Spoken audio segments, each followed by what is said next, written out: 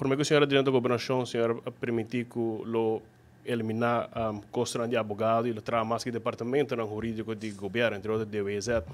Sin embargo, nós sabemos que o último 7 anos e meio, que também tem bufete, nós temos advogado de governo, esta Cruz Weaver Ruiz, e que de quase todo caso o governo está fazendo uso de não.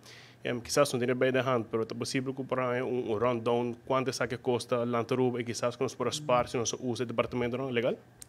Mas Brian, a mim usa solamente o departamento jurídico de governo. É o único advogado que a mim paga de meu bureau, o advogado Shinfat, para sobre como haia caso que o Sr. Mike Eyman começa a prometer que ele vai e Miami está sigue paga.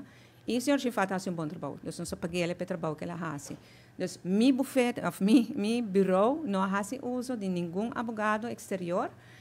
Departamento não que cresce trabalho de meu ministério aí chega de fazer uso de certo advogado não, pero não de bufete aqui não, porque tudo há uma instrução de mim no começo com o nosso ministério, nenhum de meu departamento não por trabalhar com a oficina aqui de advogado. Então, a mim não por contestar a pergunta em não pago, eu tenho que dar uma informação também que eu tenho, portanto eu tenho que pôr a ministra não, que faz uso de J e não por donar a informação.